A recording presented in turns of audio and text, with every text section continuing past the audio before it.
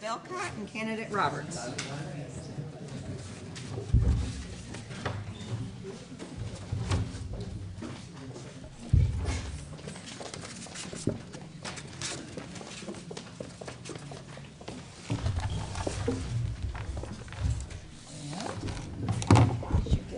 Set up. You can slide this if you want. They'll adjust the microphone upstairs for the camera.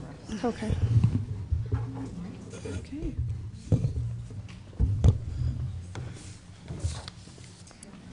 Let me get some water.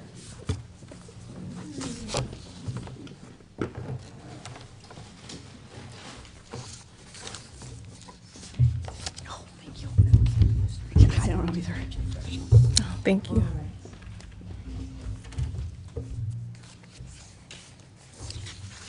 Okay.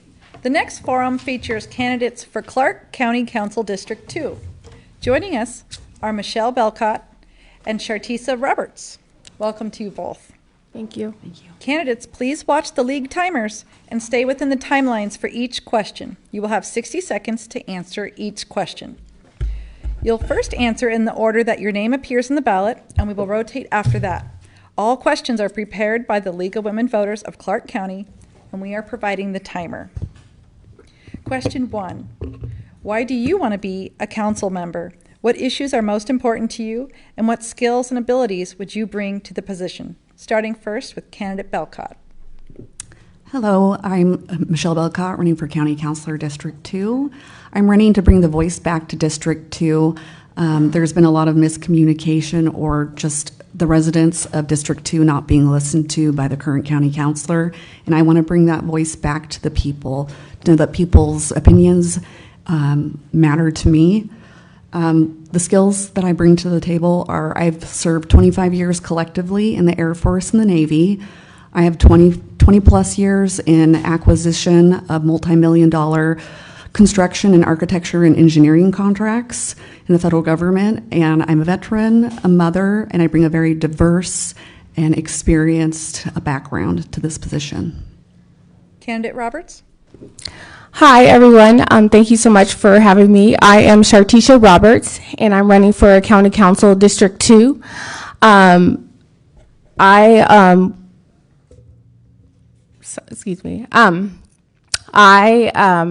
am a graduate from University of Oregon with my bachelor's degrees in general science. I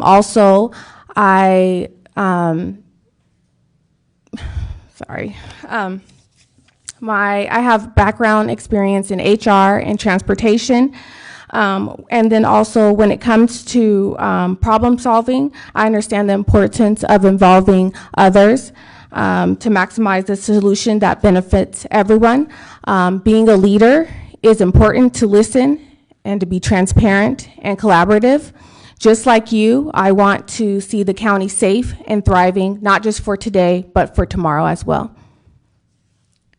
Aerial fireworks have become a greater fire hazard because of the drought in recent years. What do you think about permanently banning this type of fireworks except for community displays? Candidate Roberts? I believe with the fireworks that at first off they sound like you're in a war zone. It's disruptive to members of the community that have had trauma, that have heard fireworks. But I also understand that it is a way of celebration, especially 4th of July is a very patriotic holiday. So I'm willing to continue to have those community conversations, but then also realize and that it does take resources from fire and also code and reinforcement as well. So we need to be mindful of that too. So I'm willing to have those conversations, but I understand the importance of both sides. Candidate Belkot?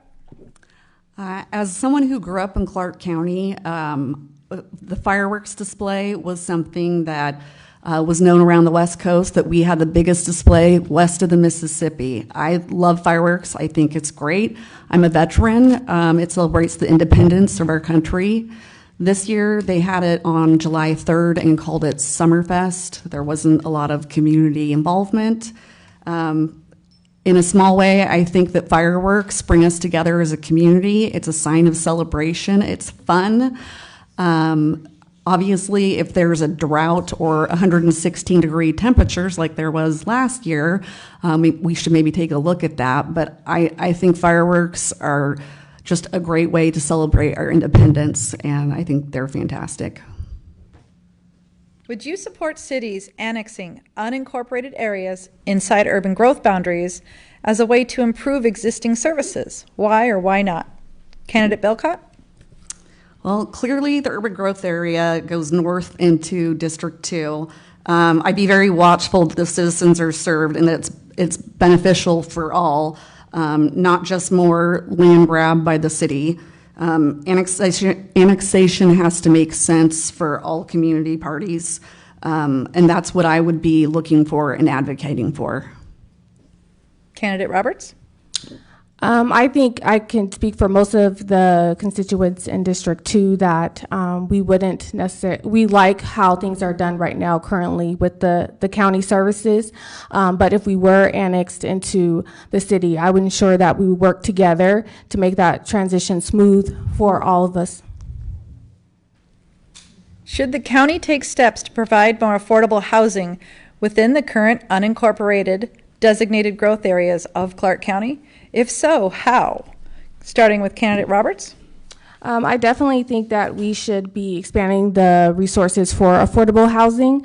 In a study done by Wallet Hub, Vancouver was ranked 175th, and that was the 8th worst on the list because the city's tight market, and more than 25% of the homeowners are spending more than 30% of their income towards housing. The county council also makes permits and zoning policies that we need to enhance our mixed housing with more apartments, multifamily houses, and District 2 can definitely handle more urban density. We need to look at innovative ways to serve our community, and I think we need to definitely look at working towards better affordable housing because that is one of the reasons why we have such a large homeless population as well.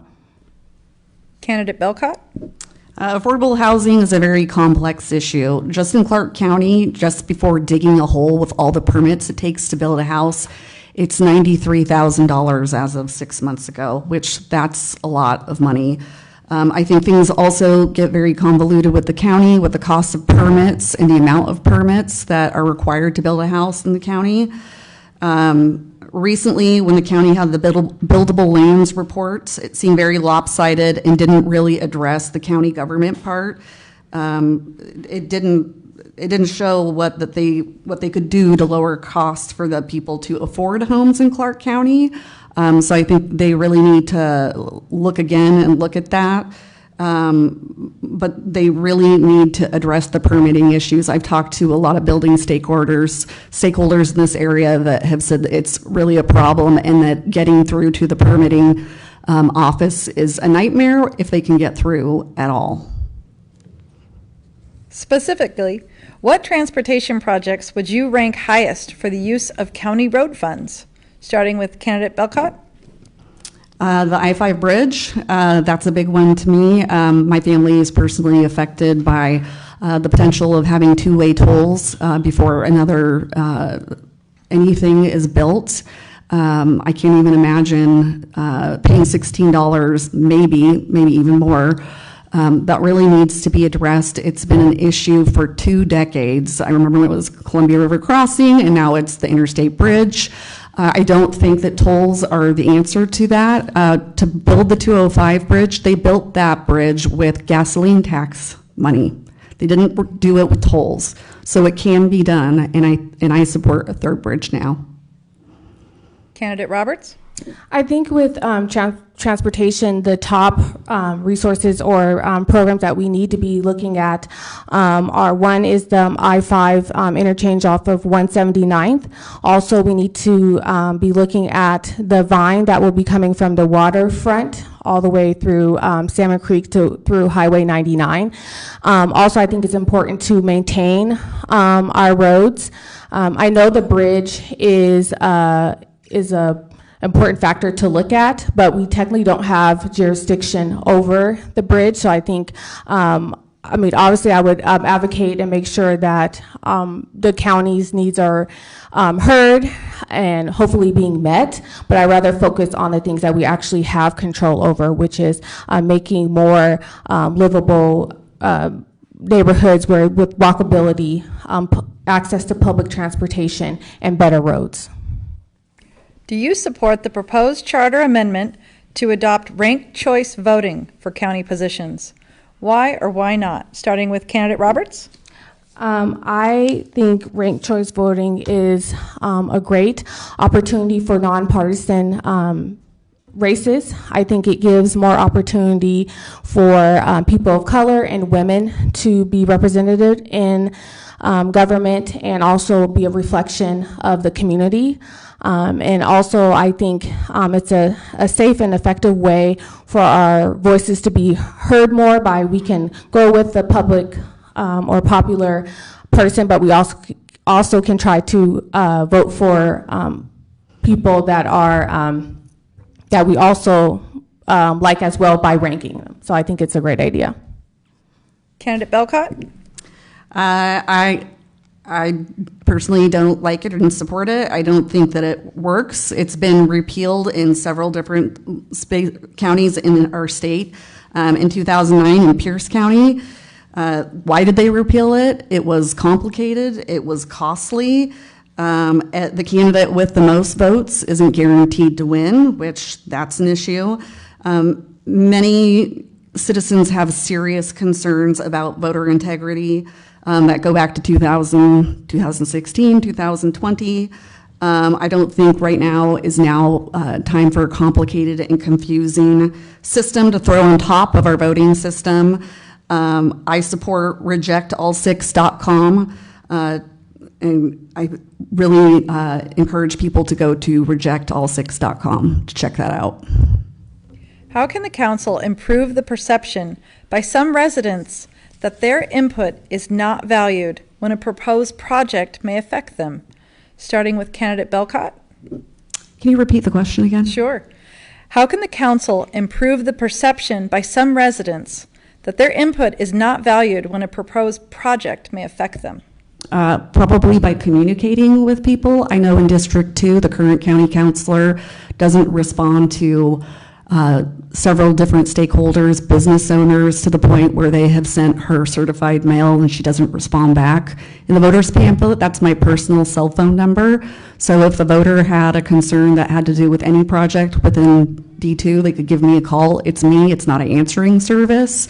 Being responsive to emails, that's also helpful.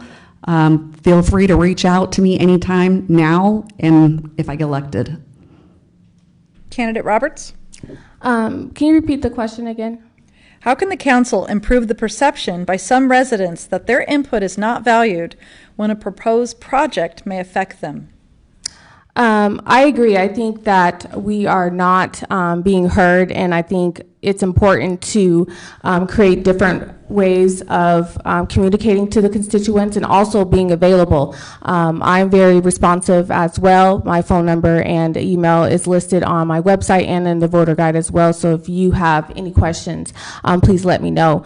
But also while canvassing, a lot of people don't even know what is going on, what the county council even does. So I think it's very important to continue to educate our constituents, our everyday people on what's going on with the community before we've already made a decision and then we say, oh, we want your input now. So in understanding what the county does and how we serve you, and then also when projects arise, involve them from the very beginning, not the end.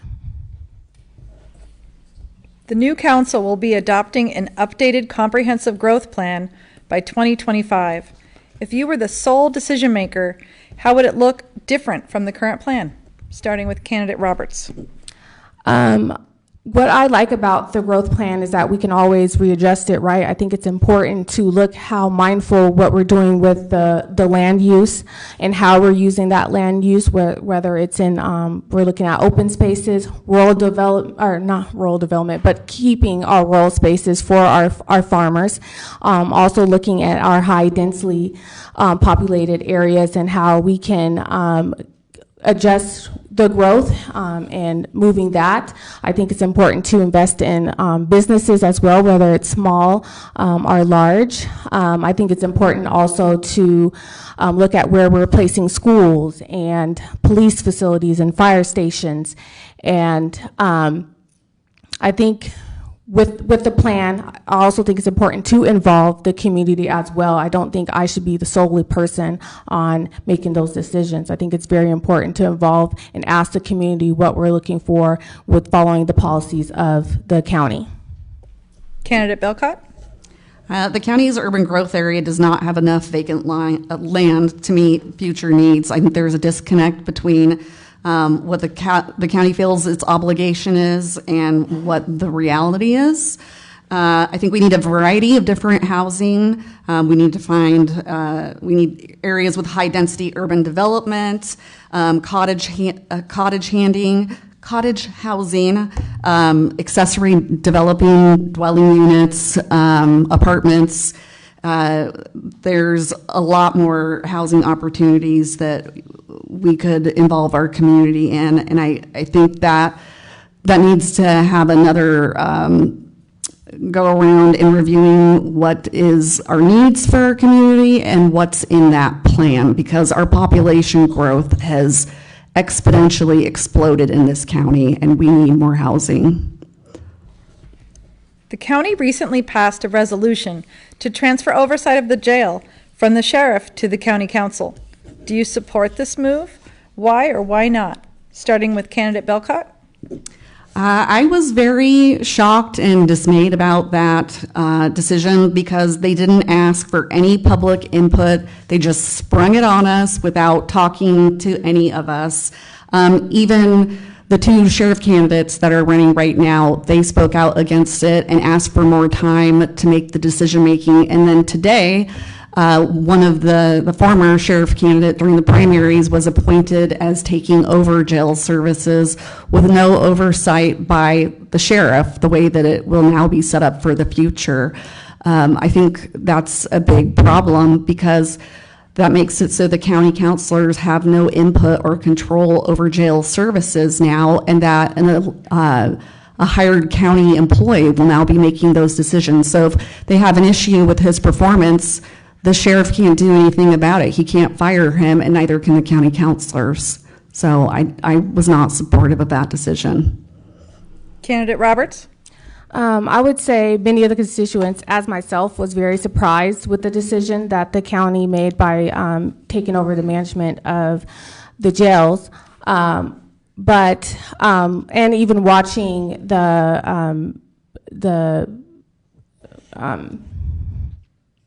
meeting when it took place and hearing the constituents and have them speaking their ideas on why we shouldn't have done it, or actually involving the community more as well. But I also wanted to highlight, which no one hasn't highlighted, that there was one person who actually worked there, expressed the that they want to feel safe, and that decision was to make the jails work on towards being safe. So I think it's important to involve the constituents when you're making those huge decisions, and the stakeholders that do impact the jail, and ownership over that as well. Okay, now it's your turn to close. You may want to elaborate on an answer that you already gave, or talk about something that we didn't cover. We'll start first with candidate Roberts. I know I'm not your average typical candidate, but I'm here to serve. I'm here to do all the hard work that needs to be done. I want to bring collaboration. I want to bring our voices back to the table, and not only my voice, but others that don't look like me, others that don't think like me, and I think that is what's missing in this community, and I'm willing to be that candidate to understand that there are different barriers that do prevent others to be successful in this county. I want it to be safe, and I want it to be the best and thriving county it can be. So I ask for your vote. Thank you. Candidate Belkot? I'm running to represent the District 2 voices again, representing people over politics. As was mentioned by another candidate, this has become a nonpartisan position. I've got a proven record of leadership in doing multi-million acquisition, construction projects, as well with the military. I've been endorsed by the Clark County Sheriff's Guild, the Builder Industry Association, LifePack, Slavic Vote, and the Columbian. I'd be honored to have your vote. If you want to learn more about me, go to www.michellebelcott.com. Thank you so much for your participation, candidates.